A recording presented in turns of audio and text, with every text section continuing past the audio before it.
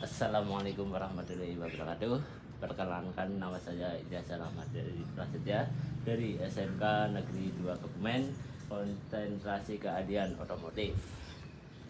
Ini saya akan wawancara di Om saya, Om Bara. Om Bara memperkenalkan diri untuk tentang pengusaha sukses. Oke, terima kasih Mas Ilyasa Rahmatri. Siap, selamat pagi semuanya. Assalamualaikum warahmatullahi wabarakatuh. Perkenalkan, nama saya saya selaku pengusaha rental di Solo. Sedikit buat adik-adik semuanya, ini calon penerus bangsa, semoga nantinya bisa meneruskan bangsa ini dengan baik. Jadi memandirikan semua pegawai swasta, ya, tidak cuma swasta, nanti juga berkecimpung di pengaturan pegawai negeri juga. Beberapa sedikit dari saya itu mengenai pengusaha, ya, karena saya ada di bidang usaha. Ketika kita berusaha itu ada dua pandangan dari seorang pengusaha, dari pandangan orang dan dari pandangan diri kita sendiri. Kalau seumpama, ya, kita memiliki beberapa mobil, rumah, dilihat orang itu sudah mapan, sudah memiliki kekayaan, jadi menurut orang itu sudah sukses. Padahal kita tidak tahu di belakangnya mungkin ada hutang piutang, ada pinjaman dan lain-lain. Makanya saya kalau dari sisi pribadi itu melihatnya seperti ini. Usaha itu kita bangun dari pondasi terbawah. Semakin dalam kita mempondasi dengan sabar, nanti semakin bangunan itu kokoh dan kuat. Pondasi itu seperti agama. Yang kedua adalah keluarga. Ya, jadi ketika kita memiliki pondasi itu, kita akan ingatnya seperti ini: cinta dan kasih sayang. Ketika kita nanti suatu saat menjadi pemimpin bangsa atau pengusaha nantinya, ketika kita memiliki rasa cinta dan kasih sayang, kita tidak akan melenceng dari norma-norma yang ada. Nah, itulah pondasi dulu kita bangun. Ketika kita sudah bangun, baru sistem yang nantinya kita kerjakan. Setelah itu kita pasrahkan sepenuhnya kepada Allah. Ya. Itu sedikit dari saya, pembuka. Nanti gimananya dari Mas Ilyas bisa memberikan pertanyaan yang lain. Ini pertanyaan yang pertama, Om. Sebelum menekuni usaha ini, apakah pernah memiliki usaha lain? Saya sebelum punya usaha ini, saya adalah pegawai kapal pesiar. Saya ikut orang. Di kapal pesiar itu yang saya dapatkan bukan materi, ya, karena materi itu relatif. Yang saya dapatkan adalah kedisiplinan. Ketika saya disiplin, terus saya di kapal itu punya program, karena saya tidak mau jadi ikut orang terus. Punya program seperti ini: ketika saya nanti bisa menjabat di kapal posisi yang tinggi, saya terakhir di kapal itu bintang 1, strip 1, saya bisa posisi tinggi, berarti saya bisa membuka usaha di Indonesia, seperti itu. Itu kapal pesiar luar negeri. Jadi saya pulang dari kapal pesiar, terus saya buka usaha rental. Ini yang kedua, apakah yang menjadi latar belakang memiliki usaha ini? Latar belakangnya karena kepingin dekat dengan keluarga. Yang pertama, yang kedua, kepingin bermanfaat buat banyak orang.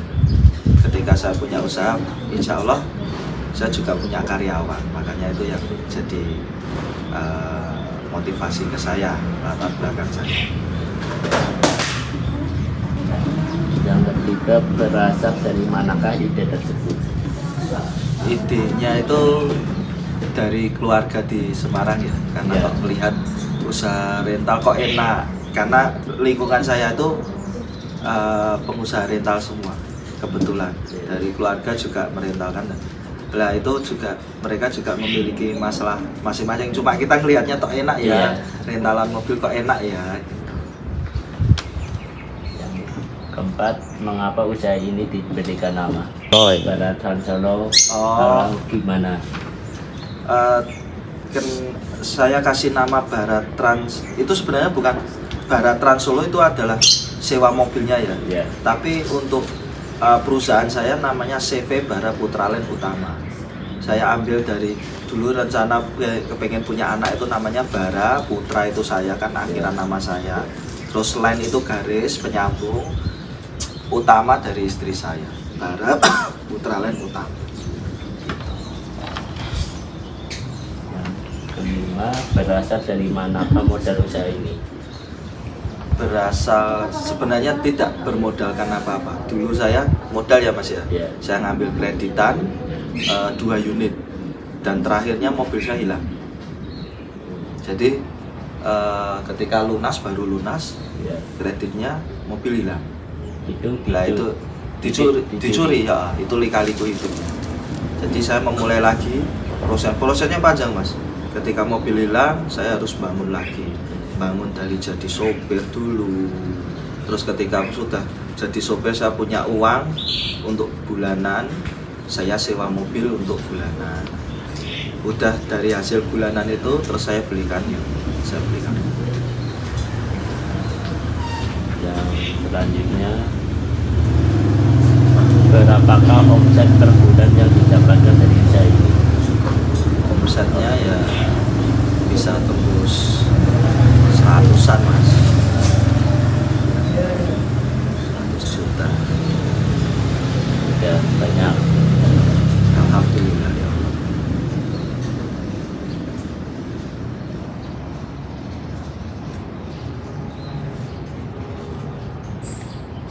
Belas, Om. Bagaimana cara pemasarannya, Om? Untuk pemasaran pertama ini sama aja rahasia dapur ya Mas ya. Yeah. Jadi pemasaran itu adalah kunci dari orang berusaha. Pemasaran itu kita bangun link, kita bangun komunitas. Yeah. Kebetulan ketika saya bangun komunitas saya mengikuti beberapa organisasi juga. Nah, komunitas, organisasi, terus saya bikin sering silaturahmi ke keluarga, sering main ke sana ke sini, dan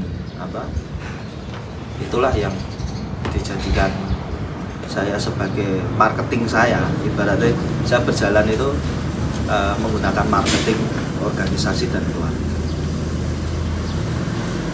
Ini pertanyaan selanjutnya, apakah saja kendala dalam menjalani bisnis ini?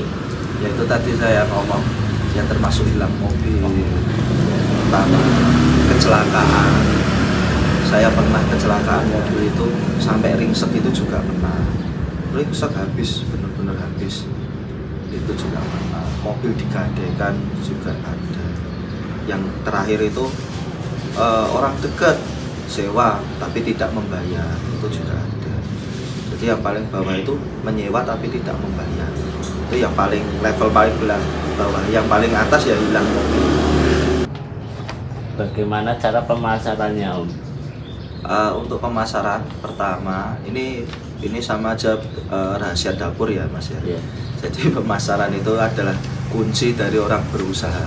Pemasaran itu kita bangun link, kita bangun komunitas. Yeah. Kebetulan ketika saya bangun komunitas saya mengikuti beberapa organisasi juga. Nah, komunitas, organisasi, terus saya bikin sering silaturahmi ke keluarga, sering main ke sana ke sini, dan itulah yang dijadikan saya sebagai marketing saya. Ibaratnya saya berjalan itu menggunakan marketing organisasi dan keluarga.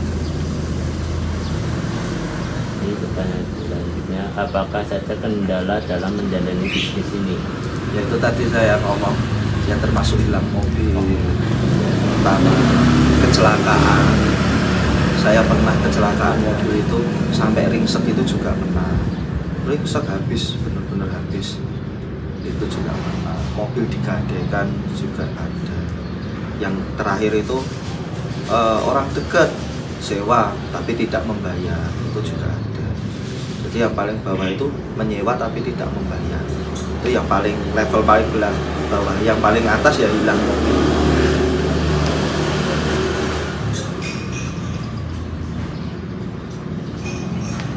bagaimana respon dari konsumen terhadap usaha ini?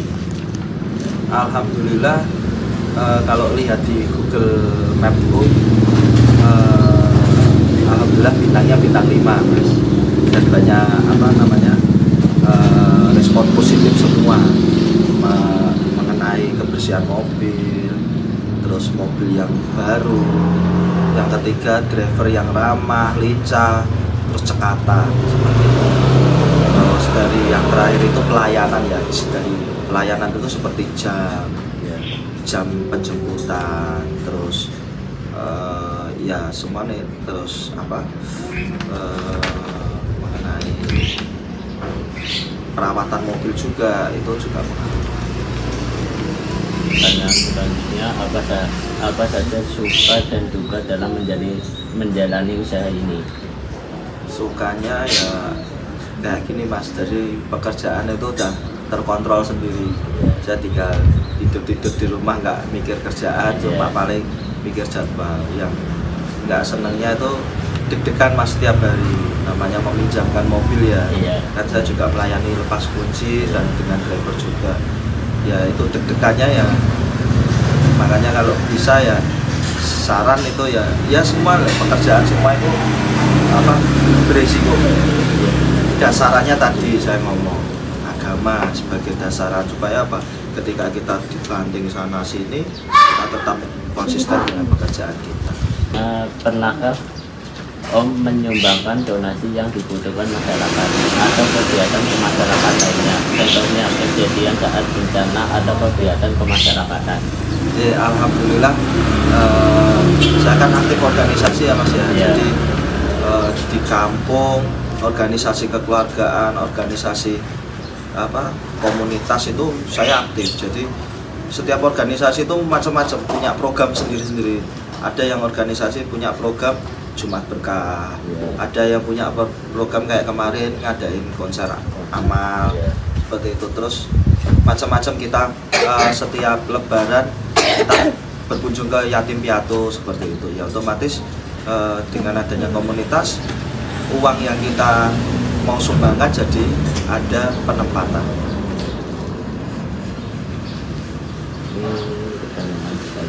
Apakah harapan Om terhadap usaha ini ke depannya? Harapan saya semoga usaha ini bisa menjadi berkah untuk semuanya, termasuk keluarga-keluarga saya yang baru lulus dari sekolah. Itu bingung cari kerjaan, nggak usah bingung, cari pengalaman di sini aja, nggak usah kemana-mana. Sulit cari lowongan kerja, nanti kita bisa sharing-sharing di sini, kita bisa bekerja bareng di sini. Nanti ya dipikirkan lah, semuanya bisa dipikirkan. Intinya untuk keluarga nomor 1.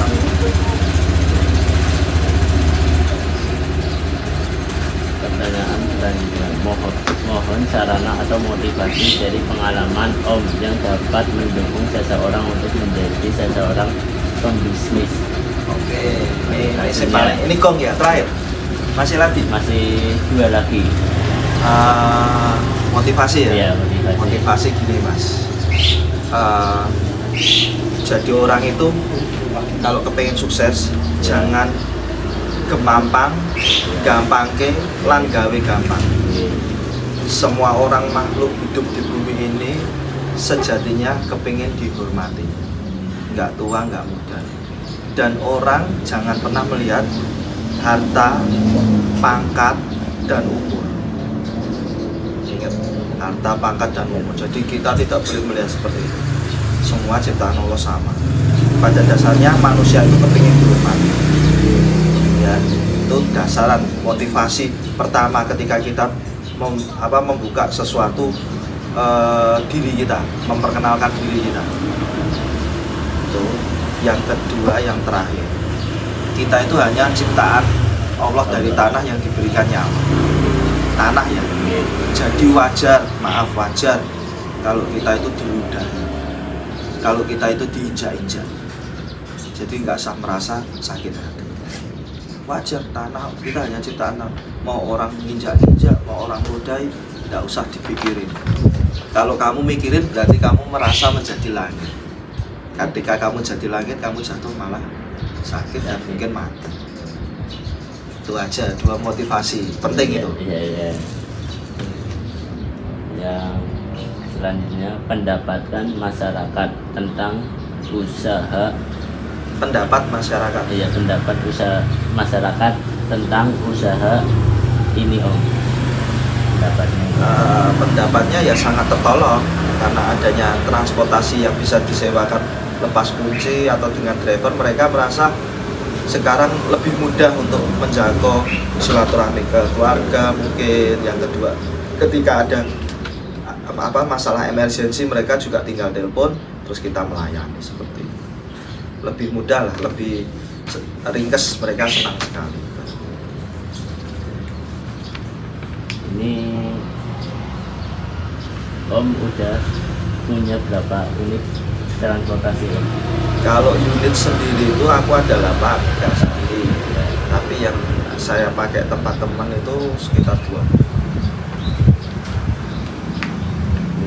Pertanyaan sudah selesai, tinggal foto bersama, dan kalau boleh diizinkan mau lihat-lihat kantornya.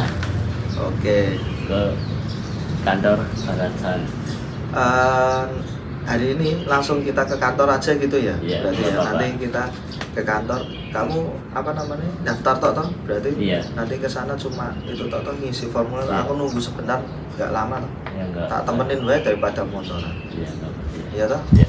Itu aja, nanti kita langsung ke kantor. Ini rumah, kantornya ada di Sumber, Jalan Legend Suprapto nomor 9 Sumber. Oke. Terima kasih. Nah, udah mewawancarai kami, dan makasih banyak untuk pemirsa. Semoga sukses selalu dan diberikan sehat dan panjang umur. Nah, juga buat Mas Ilyas dan Mas Nawal, moga-moga yang diamanahkan orang tua ya kepada kalian bisa menjadikan bekal besoknya, penyelamat di akhirat juga, dan bisa untuk bermanfaat banyak orang. Jadi tujuan hidup kita harus paham, kita harus bermanfaat buat orang. Percuma kita kaya, percuma kita memiliki semua, tapi harta itu tidak bisa dirasakan banyak orang, karena di sebagian harta kita itu adalah milik orang lain juga. Jadi ya pikirkan keluarga terdekat kita dulu yang mereka masih bingung mencari jalan keluar atau apa.